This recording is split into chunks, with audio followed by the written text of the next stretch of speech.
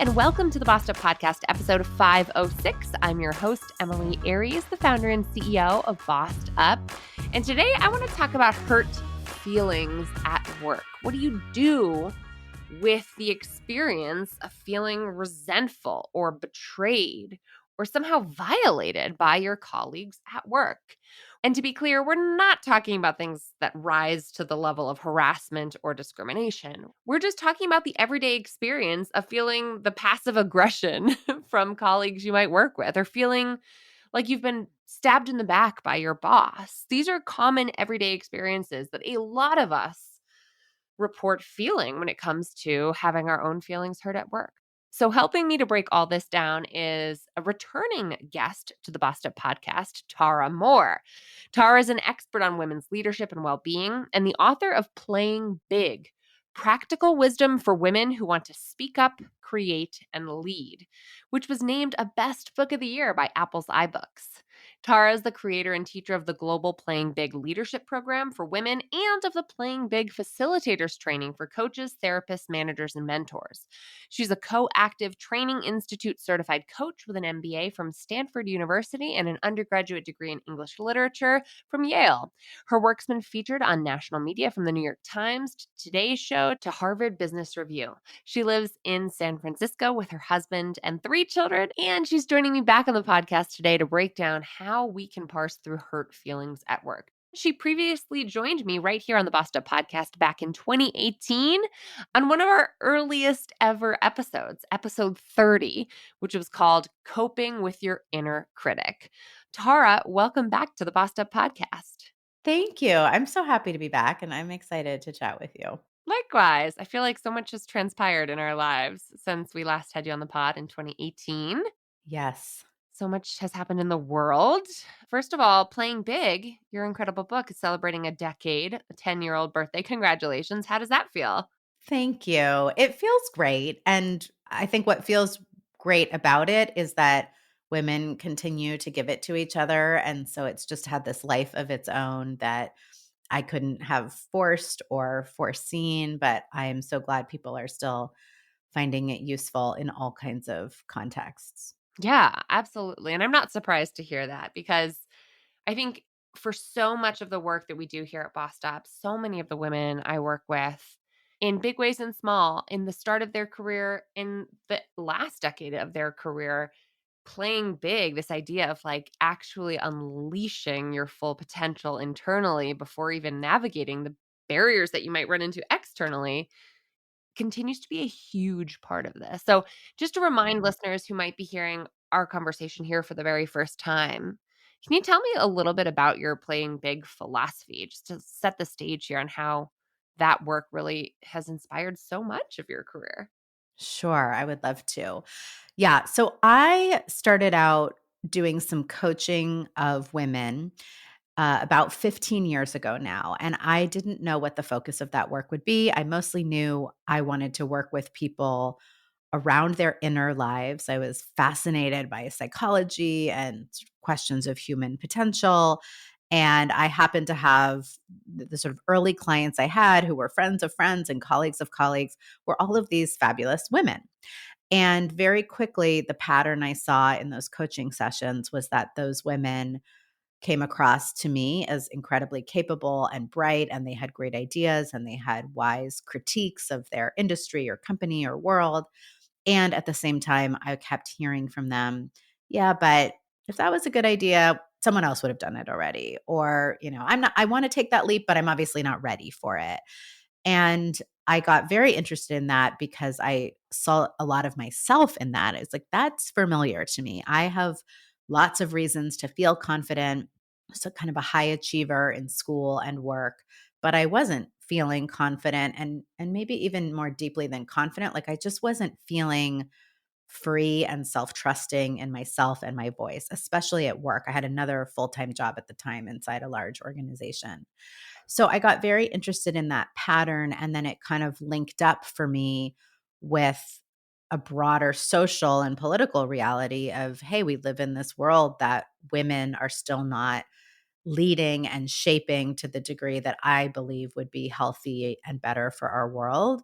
And so, like, what's this link between the ways we've internalized self doubt, or you could say internalized a patriarchal culture or are playing small, and then this reality we get in the world where women's voices are still so absent? And how could I work on that?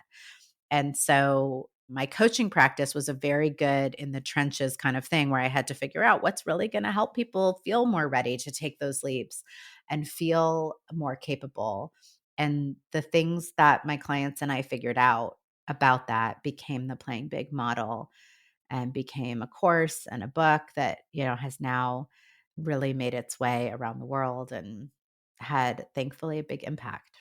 That's great. Amazing. When you say feeling capable and confident of taking those leaps, what are some of the examples of leaps that we're talking about here? It's often I want to do work that I actually love and I'm passionate about. I want to just speak up more. I want to do a creative passion, even maybe on the side of my job, but that I just have too much self criticism to even entertain. Maybe I want to become an entrepreneur. That's a big one. But I have to say, over the year, when I started, I thought, like, we're going to help everybody, like, get the career thing they want through this. But even now, like this past year, when I surveyed my readers and asked them, how do you define playing big? The thing that is the most common answer is it's just creating more of the whole life that I really want. So it's more this personal, am I really living it? Like, am I going to go out with regret or feeling like I lived someone else's life instead, or I cowered to fear or expectations? Or did I really create the whole life I want, which might include my schedule, my work, my home, my choices in the broadest sense? Yeah, I love that. Here in Colorado, my husband Brad and I talk about the full send, which is a skiing term, right? Of like, send it. You're just going to go down the mountain, throw yourself down that double black diamond. You will figure it out on the way down, kind of a thing. And we've been joking recently about our life choices and our lifestyle and just the overflowing plate of stuff that we've got going on right now, that on my best days, I feel blessed to have this, like, overflowing plate. On my worst days, I'm like, "Who the signed me up for all this stuff?" Oh, right, it was me. But this idea of, like, that full send of going for it all out, like, living life to your maximum potential is something that really is it looms so large for me that I just did a, team engagement recently where I was looking at my Gallup strengths again for the first time in a while. One of my top strengths is activator. Know if you're familiar with the Gallup Yeah. stuff, right? And I'd never seen it this way before, but in the activator description, a friend of mine was saying, like, "When I'm around you, I feel more confident." And I said, "Huh, that's funny because in this description it says people who you coach or people you're around in general, you inspire confidence in them." And I'm like, "Yeah, throw yourself down the mountain. Let's figure out how we, prevent injury down the way." But this idea of like unbridled ambition, taking that leap. If anything, sometimes I leap before I aim, right? That's like the dark side of the activator strength. But I just can't I identify so strongly with what you're talking about of like not having regrets on your way out the door. It's such a freeing way to live. Yes, and I also wanna say, I'm thinking about the people listening, and I just wanna underscore, to me, that does not mean that you quit your job just because you have this burning entrepreneurial desire, and it doesn't mean, that you have to go on a paragliding adventure this summer. Like, I think I'm much more, and probably maybe even more than is your style personally, like, I think it's often quiet internal moves that really are that shift to being on our own side again.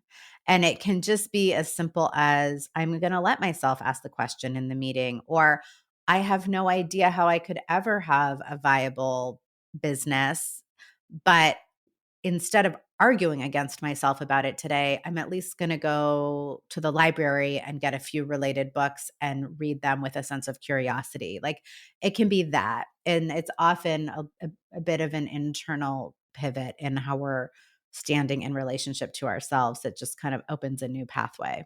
When you said self-trusting, that kind of really stood out to me.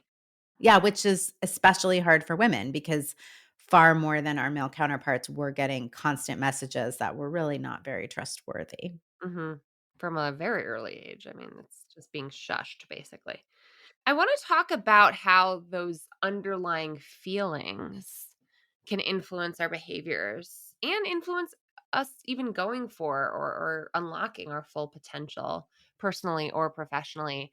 One of the topics that I know you have been thinking a lot about lately is just like hurt feelings at work in big ways and in small. Women are just told to like sit back and shut up, quite frankly, and just not encouraged. We're penalized, frankly, in gendered ways for exhibiting the same leadership characteristics that men are, on the whole, in the workplace praised for. And so, obviously, these are sweeping generalizations, and gender is much more complex than just men and women. But when it comes to those hurt feelings at work, what do you often see women navigating? Yes. So this is something that has recently been showing up as like a glaring pattern with people I'm coaching and talking to. And I was really intrigued by it because I don't think we are talking about it. And that is women who have what they would call an experience of significant hurt or betrayal in an interpersonal way at work.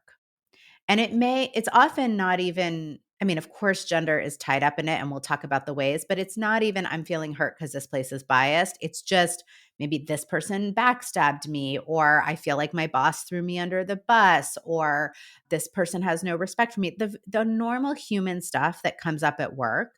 But I think we don't really talk about it often in terms of hurt and apply sort of what do we know about how we heal from hurt. So this fall, I did a survey with my reader community. We had about 1,300 women who responded, and 70% felt that they had a significant betrayal or hurt at work. So that's the first piece I wanted to talk about is like, we just need to normalize this because people think they're having kind of exceptional experiences. And then we also asked, would you say that this still affects you? In other words, if that betrayal happened many years ago, do you still feel affected? And about 62% said they do, still feel affected. And about 20% said they're not sure if they're still affected, which I find very interesting because I think we can all relate. You know, when something's like really hurt you and you're like, I don't know, it's all so darn foggy and confusing. Like, am I carrying that? In what way? So only about a fifth said, no, I'm not still affected by that hurt.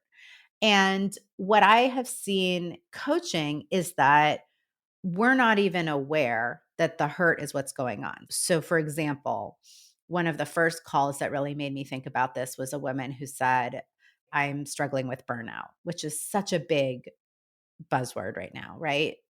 Struggling with burnout. And I don't know, there was just something listening to her. I was like, I'm not feeling this burnout energetically, but this person does seem hurt. Like when someone seems almost ready to cry. So we just probed a little more. And it was like, well, no, what actually happened was a colleague that she really trusted said some things about her that were very hurtful to her. And she found out about them. And it hit her really hard. And it was someone she had worked with for years. And she couldn't quite figure out what to do with it. And so, of course, soon that started to feel like burnout. That started to feel like I just don't have energy for my work. So there's the burnout place that goes. For many other women, they leave the job because of it. They go away from work that is otherwise pretty satisfying or a good fit for them. They might leave the part of the organization that's a good fit because they can't be around the person anymore. They might go start a business because their mind is sort of thinking, I just can't work closely with people in that way anymore, which is not the great reason to start to start a business and try and make it survive. So I just felt like we really needed to start having more of a real conversation about this as a reality for so many of us. And then talking about how do we move through the hurts or resentments or feelings of betrayal that a lot of us are carrying. So we don't have to go make these huge career switches or carry around pain at work every day because of it. Yeah, I think it's a really interesting framework because we for some reason, I feel like we don't give ourselves permission to say my feelings got hurt at work. There's still in 2025 this underlying assumption of like your feelings don't really matter at work, right? Or like you're not entitled to have hurt feelings at work. I'm your boss, I'm not your best friend. This isn't the schoolyard, right?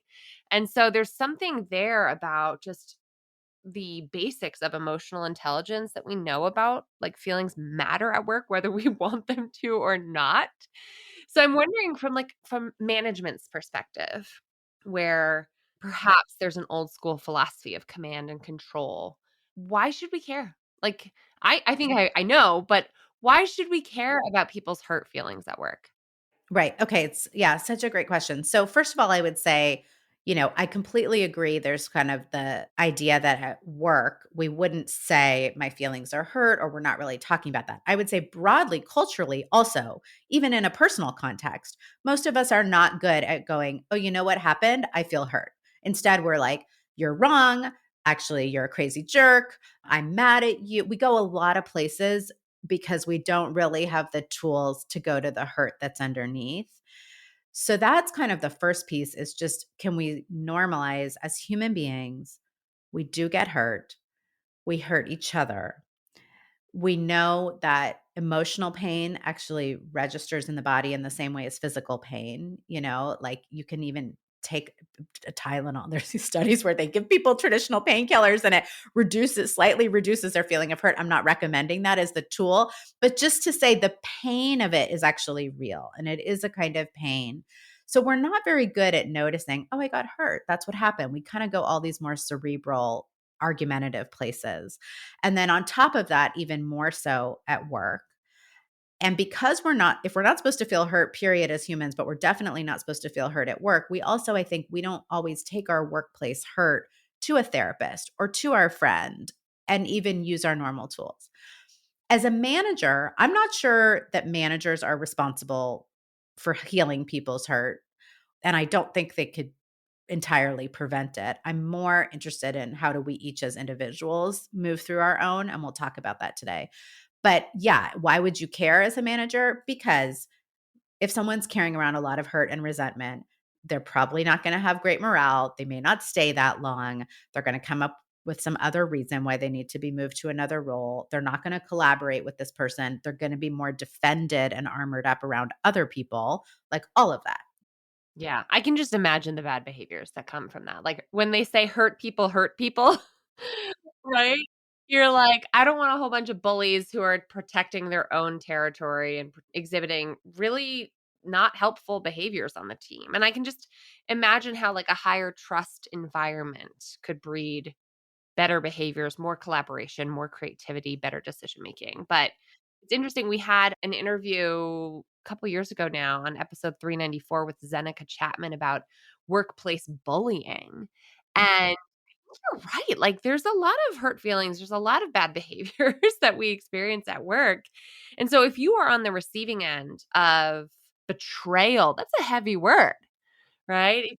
If you feel double crossed, if you feel like you can't trust your colleagues and you're starting to feel resentful, which feels, I don't know, pretty natural as a reaction, how do you advise folks to navigate? Okay, so this is the process I've been taking people through. And so if you're carrying a hurt, which we know a lot of us are, you can try out this process and we can work a scenario on it today if you want, but I'll kind of give an overview of it first. So the acronym I use is FOUR, like FOUR, the word for. So the first part is we want to just feel our feelings about the hurt, which a lot of people also don't know yet. What does it mean to feel my feelings? That's actually not obvious, right? Most of us don't feel our feelings. It kind of requires slowing down and sitting still for a minute. It requires some discomfort. So it can look like something you do in journaling. It can look like something you do with a coach or a therapist, or if you have a friend who's a really good listener, who can be more of a listener than a jumping in and advising friend. Any of those contexts, it can be something you do by yourself on a walk to just be like, okay, how am I actually feeling? And, just last week I was coaching someone and it was amazing to be like, and about a workplace hurt issue. And it's like, how are you feeling? well, I'm feeling like she's really unreasonable because she totally keeps me out of high influence. It's like, that's actually not a feeling. That would be a big stream of thought. So let's go back, and how did that feel? Was it disappointing? Was it painful? So we're looking for those words, like sensory words. I felt hurt.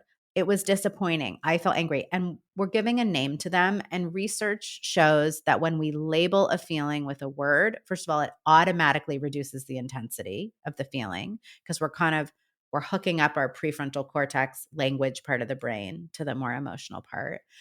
But then the second part that's really important is we have to experience the feeling, even just for a few moments, and meet it with a real spirit of compassion. And I think of that as just the like putting my hand on my chest over my heart kind of and going like, "Oh honey, like that was hard." And this is the part where we're not questioning ourselves. We're not blaming the other person with a bunch of arguments. We're just like, that was hard how it felt. It was so disappointing. It was such a shock. Oh, wow. It felt really painful. And kind of in a way, it's like meeting ourselves. If you could imagine like the most loving, energy that you could meet yourself with and just meet the feeling that way. Totally. I cannot help but recognize the fact that we both have toddlers in our life. Yes, right. And nothing has made me better as a emotions coach than having a 3-year-old in my life, right? But Mark Brackett's book, Permission to Feel, we had him on the podcast recently, and just walking through the labeling of your feelings, which I do with my toddler all day, every day with my preschooler. And sometimes I gotta bust out the same feelings wheel for my husband, right? Because we haven't taught men and boys in this country for many generations to identify how they're feeling, much less women. But it's just like that process alone is like mothering yourself, right? It's like parenting yourself and being there as a mirror for your emotions, not necessarily to question them, but to validate them, right? Exactly. And it's so hard, just the same way with kids. We want to be like, you don't need a second ice cream. You had a first one. That's unreasonable. It's like, well, that doesn't help. Or, promising the ice cream another day. Like, we know what's best, right? Is to just let that child have their feelings. And then we know they're kind of a different person on the other side of getting to feel their feelings. They have space again to be patient and to think of solutions for themselves. So the same thing is true for us. Reasoning with a toddler having a tantrum is never a good move. No, or an adult really, right? It's true with adults too. So that's the F in the 4 is just we're feeling our hurt feelings or our sad feelings or our betrayed feelings, and we're meeting those with compassionate witness. Okay. Do not skip that step in the process. I have tried this with skipping that, and we are not able to do any of the other steps until we really felt our feelings. The next part has to do with understanding our own role. So that's the O is like your own role, your own part, which often we're way too defensive to even think about before we've met our own feelings with some compassionate witness. But we're doing this to not blame ourselves, but to find like where were my points of agency in this situation? Because the only way I can heal from hurt ever in personal or professional, the only way I can heal from hurt is if I can see why I would be able to care for or protect myself a little better if a similar situation were to happen in the future. Mm, that's the self-protection instinct kinda kicking. Yeah, in a healthy way. Because if I walk away from this situation with the narrative that sometimes your boss can just be a raving, jerk and there's nothing you can do about it and you're a complete victim, how can I ever feel safe in the world again? So I have to find where are those points of agency. And there are some ways I like to do that. One is just asking, what would it have looked like to be exquisitely loving to myself in this situation all the way through? So maybe you have a coworker that you feel like is always slacking on deadlines and it doesn't care how it impacts you. And you've let that situation fester and now you're furious about it. Or maybe you have a situation where a colleague seems to make subtle jabs at your ideas in meetings. You're asking yourself, what would it have looked like to be exquisitely loving to myself in this situation all the way through? When you say exquisitely loving, what do you mean? Yeah, great question. Well, first, I would say, I mean, close your eyes and feel into your body and feel that phrase. being exquisitely loving to myself and just see what pictures or ideas come up. And I see you smiling a little, so something maybe came. Well, I'm just trying to think, like, if someone's really crossing some boundaries, let's say in a corporate setting, and you're like, "You know, to be exquisitely loving is for me to, like, lash out right now," right? That's not what you mean, right? But the mama bear in me is like, claws are out. Yeah, so, really check. I mean, if you let's check. Let's say you can imagine whatever the particular boundary crossing situation is, and then let's actually check what would be exquisitely loving to yourself. So it carries that energy of, like, really being loving to you. That's probably not the lashing out part of me. Yeah. I think, like, to me, it's like that self-care for your career in that moment, right? Mhm.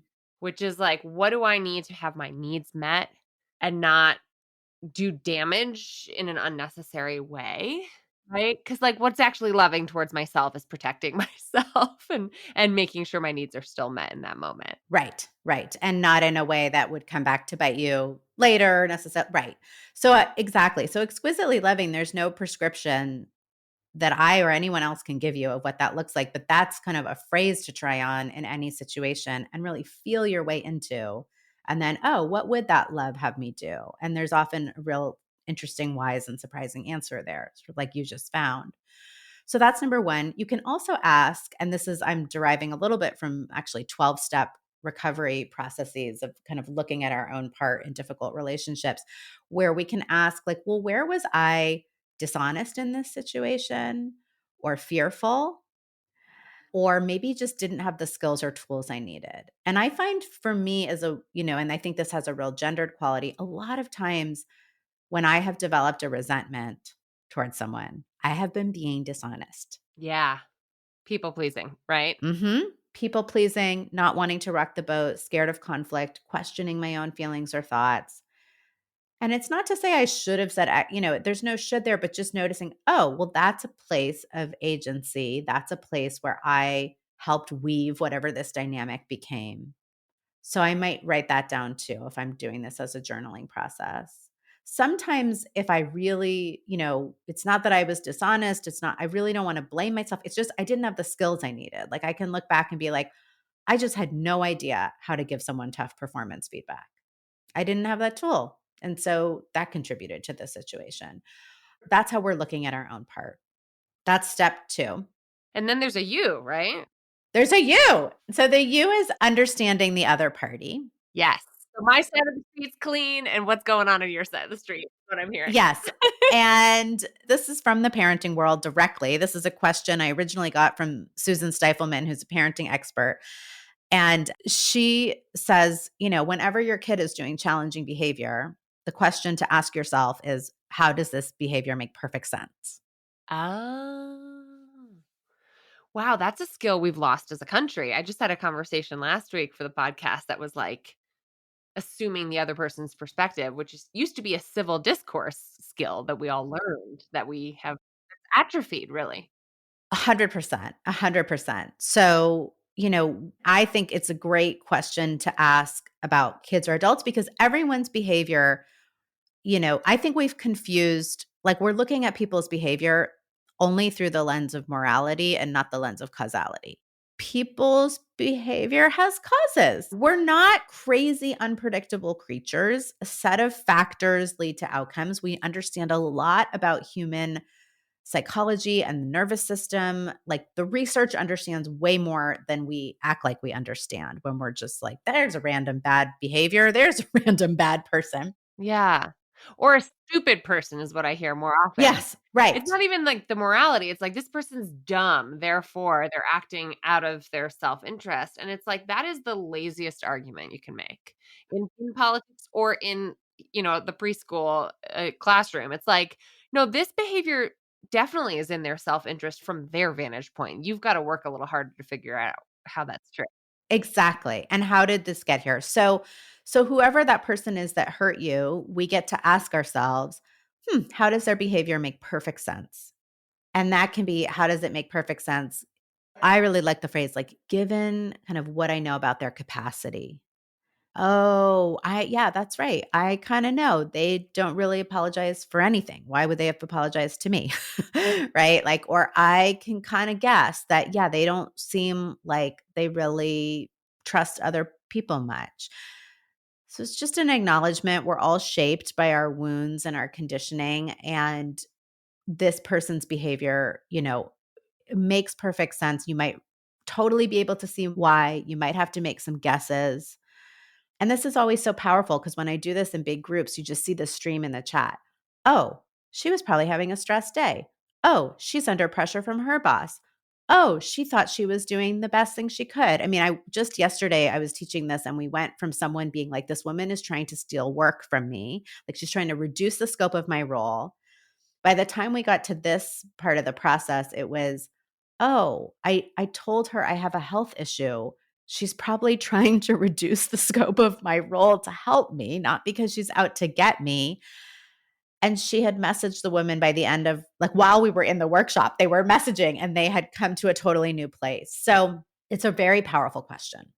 I believe that. It's not our first instinct to assume someone else's perspective, and that's hard, right? Empathy, even though women tend to have more empathy, right? Women leaders lead with empathy as like such a superpower, and it can be exhausting if it is your superpower, quite frankly. It's like perspective taking when you're feeling cornered, when you're feeling hurt is probably the hardest moments within which to lead into that empathy skill. And yet it's probably the most transformative opportunity to assume someone else's perspective. Yeah, and for some reason, we think that if we can assume someone's perspective or empathize, then we're also not allowed to have any boundaries. Right. Which is not true. It's not true at all. The 2 things actually have nothing to do with each other. I always say it's an explanation, it's not an excuse. Yeah. If someone's exhibiting totally disrespectful behavior towards me, let's just say hypothetically in your own extended family, right? If someone's like exhibiting behavior that I find totally unacceptable, and we can all pathologize this person and say, well, oh, here's the origin of this behavior. Oh, is this thing that I said that is totally innocuous, frankly, that completely triggered this person's bad behavior. That's an explanation, but it's not an excuse. You know what I mean? Like understanding their perspective doesn't mean you can't hold a boundary or say, well, I'm not going to be coming to Thanksgiving dinners if this is what they're like, right? Right, and I think it's so important that, you know, the boundary comes from how we wanna live in our own quality of life. It's not there to punish them. It's not really even about excusing or not excusing. It's just like, as that's, something I'm up for or not, maybe not. Do I tolerate that in my life? Yeah. Yeah. Do I want that in my life? Yeah. So that's where understanding their part. And then the last part is kind of what we've naturally segued into is once we've got all that, so that can be like, okay, I felt my feelings. I see where my own dishonesty played a part or my own lack of tools or skills for that kind of communication, whatever. And I see how their capacity or their shaping or their stressors gave rise to this behavior in them. Now I can do the R, which is kind of how do I want to respond? And the kinds of responses that seem like a good idea are so different after we've done that process. Yeah, I can bet. Yeah. And sometimes the response is, I need to set a boundary or I need to work differently with this person. Sometimes the response might be, oh, I realized I'm a total people pleaser. I need to go work on that. Like the response can actually sometimes have nothing to do with the person, especially if it's a past situation. It's like, well, am I ready to be different if a similar situation were to occur? Oh, no, I still don't know how to give tough performance feedback. That's going to play out the same way. Let me go learn about that. Right. So it's kind of, again, it's how we take care of ourselves and feel safe in the world again. Sometimes it involves, some kind of conversation or different way of being with that person. And sometimes it doesn't. That's really up to the individual then to discern. Yeah.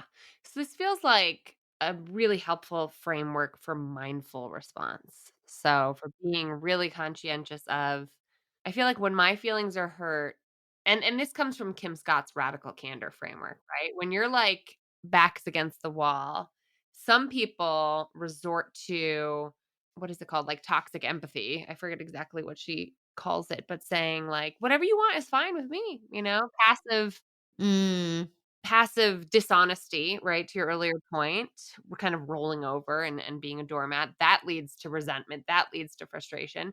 And then some people get aggravated and aggressive and lash out and say, well, I'm just going to be brutally, honest with you here and not take responsibility for my own behaviors in that moment. And so this is such a better way of proceeding, right? Like, how do we stop ourselves from reacting from a place of anger, fear, in our own best interest or not, towards a really thoughtful perspective taking exercise of how am I actually feeling?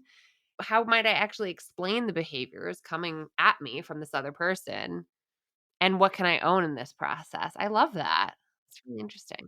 Yeah, and that part of not just what am I feeling, but taking a few minutes to feel it because we don't, the way we get to the other side of our feelings is by sitting there and feeling them. And then also that meeting those feelings with compassion is so important because that's what really, like what you're talking about the defensiveness and the passivity, we could talk about all of that.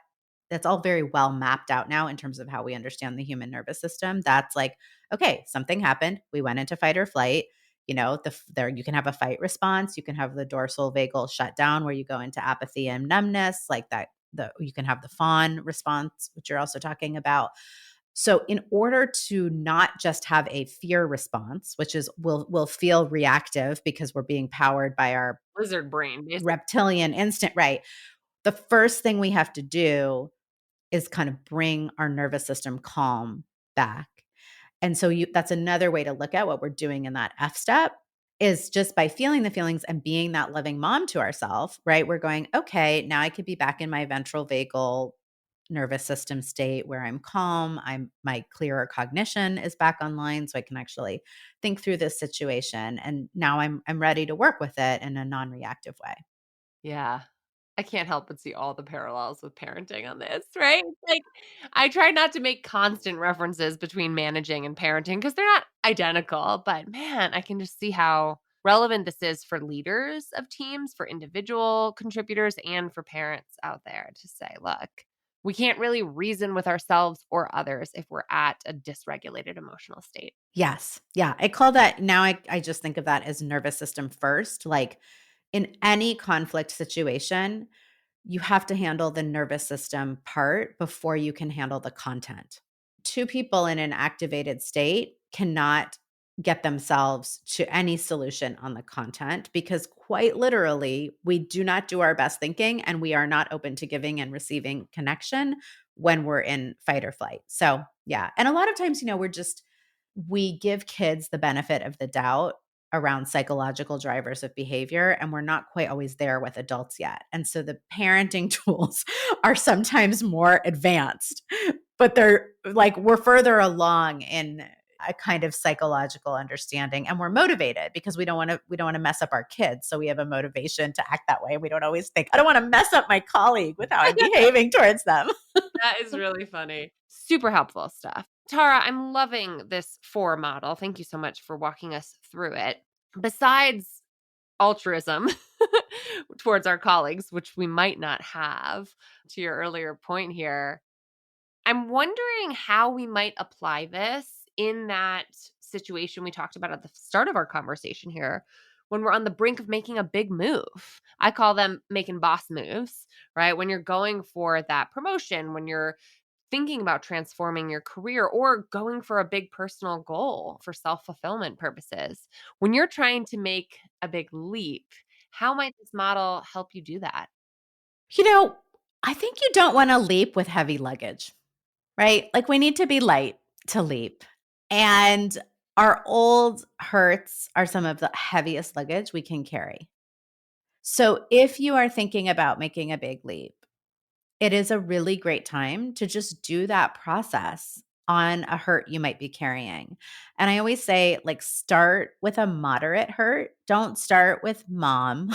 I mean, we're talking about workplace here, but, or it's like if you have one, watershed trauma from a lifelong mentor, maybe don't do it for the first time on that. Like, do it on the colleague who also, moderately made you feel not great, just to give a practice run and see how it is. And then you can do it on more significant hurts. But like it's a way of clearing the load you're carrying before you make a leap. And not just in the metaphoric sense, but then like you are freer to see the people and the situations that are actually in front of you instead of kind of projecting an unfinished past onto them. That is so true. It's kind of like avoiding the rebound effect, right? If you're like we know that you can't just hop out of a toxic relationship and pop into the next one without doing the work unless you wanna repeat those patterns. That's right. And I'm sure you see the same thing with coaching clients. I'm always like, before you quit that toxic work environment, like get some better skills to survive within it because you can easily go create a similar dynamic after a really time intensive, labor intensive job search. If you didn't change at all, you very well may go do that.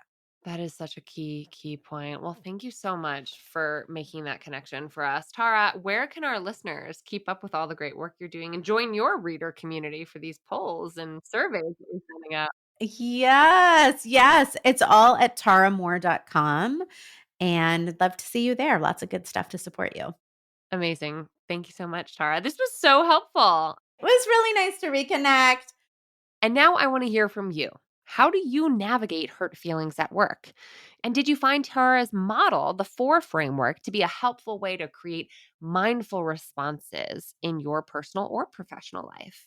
By the way, in today's show notes, Tara's sharing with us a step by step handout for you to walk through the four framework and apply it to your personal or professional life. You can access that handout and find links to all the resources and past episodes we mentioned in our conversation today at bossedup.org/episode 506. That's bossedup.org/episode 506.